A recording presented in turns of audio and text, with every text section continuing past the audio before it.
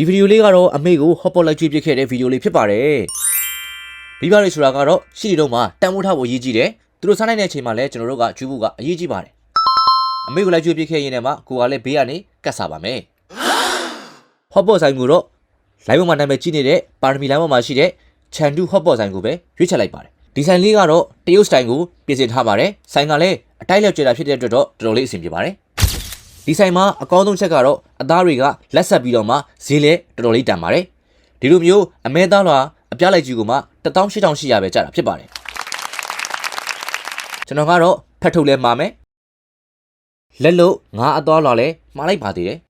။အမဲဦးချမ်းတွေကိုတော့အောက်ကနေရေခဲခံပြီးတော့မှတေချာလေးလာပို့တာဖြစ်ပါတယ်။ဒါကြောင့်မလို့စားရတဲ့ခါမှာလဲလက်ဆက်ပြီးတော့မှတန်ရှင်းမှုကတော်တော်လေးရှိပါတယ်။နောက်ဆုံးကတော့ဟော့ပေါ့စားတိုင်းအမြဲတမ်းထည့်စားပစ်ခဲ့တဲ့ဝက်သွားလွာလေးပဲဖြစ်ပါတယ်။ဒီဆိုင်မှာကတော့အသားတွေကတန်တယ်လို့ခံစားရပေမဲ့အရွက်တွေကတော့ပုံမှန်နဲ့ဈေးလေးနည်းနည်းလေးများပါတယ်။အရွက်တွေကတော့တပွဲကို4800ဝန်းကျင်ပေးရတာဖြစ်ပါတယ်။ဒီနေ့တော့အမေနဲ့တူစားမှာဆိုတော့ကျွန်တော်အတွက်မလာရဲ့အမေအတွက်ကတော့အချိုဟေးရည်လေးရဆိုပြီးတော့မှ2မျိုးယူလိုက်ပါတယ်။အမေစားလို့အစီအပြေမှာနဲ့အမေကြိုက်တဲ့အရာလေးတွေကိုရွေးပြီးတော့မှပကံနဲ့ထည့်ပေးလိုက်ပါတယ်။အမေကတော့အရင်တော့မစားနိုင်တော့ဘူးဆိုပေမဲ့လည်းတော်တော်လေးတော့စားနိုင်ပါသေးတယ်။ဒါကလည်းကျွန်တော်တို့ဝမ်းသာစရာပဲဖြစ်ပါတယ်။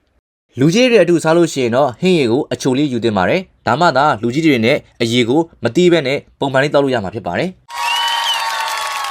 မာလာဟင်းရည်ကကြတော့လူငယ်တွေမာလာကြိုက်တဲ့သူတွေအတွက်ဆိုရင်တော့အဆင်ပြေပေမဲ့လူကြီးတွေနဲ့တောက်ဖို့အတွက်ဆိုလို့ရှိရင်တော့အဆင်မပြေနိုင်ပါဘူး။အမေစားလို့ဝါပြီဆိုတော့ကျွန်တော်စပြီးတော့စားပါတော့မယ်။ပဲလေးကတော့ပုံမှန်ဆန်နဲ့စားလို့ရှိရင်တော်တော်လေးကိုကြီးပါတယ်။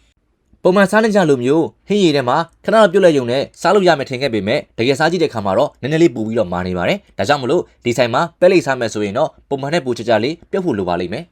။အသားတွေကတော့တော်တော်လေးကိုလက်ဆက်ပါတယ်။စားရတဲ့ခါမှာလည်းနူးညံ့မှုအပြည့်နဲ့အရသာကတော့တော်တော်လေးကိုကောင်းတဲ့ရသာမျိုးဖြစ်ပါတယ်။ဒါကြောင့်မလို့အသားကြိုက်တဲ့သူဆိုလို့ရှိရင်တော့ဒီဆိုင်မှာလာစားတဲ့ဆိုင်လေးဖြစ်ပါတယ်။အမဲဦးချမ်းဆိုရင်လည်းတော်တော်လေးတန့်တယ်။ပိုးရှင်လည်းတော်တော်လေးများတယ်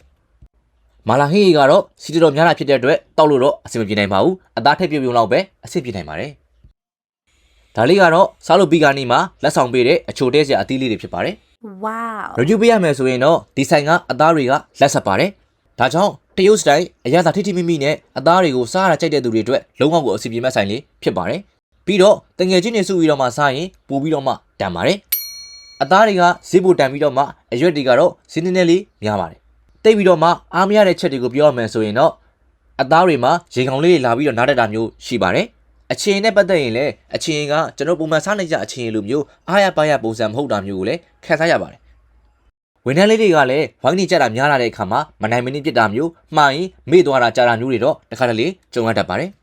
ပိတ်ရက်တွေမှာတငယ်ချင်းနဲ့စုပြီးသွားမယ်ဆိုရင်တော့ဘိုကင်လေးကြိုပြီးမှသွားတာကတော့ပို့ပြီးတော့အဆင်ပြေနိုင်ပါတယ်ကပ်ပါကင်လည်းရှိတဲ့အတွက်ကားနဲ့သွားမဲ့သူတွေအတွက်လည်းအဆင်ပြေပါတယ်တရုတ်ရတာစစ်စစ်ဟော့ပေါ့ကမှစားခြင်းတဲ့သူတွေဆိုလို့ရှိရင်တော့ဒီဆိုင်လေးကိုလည်းတစ်ခါတော့တွားစားကြည့်တင်ပါတယ်လို့ဆိုင်ရာတွေပါနောက်ထပ်ဗီဒီယိုတွေမှာပြန်တွေ့ကြပါမယ်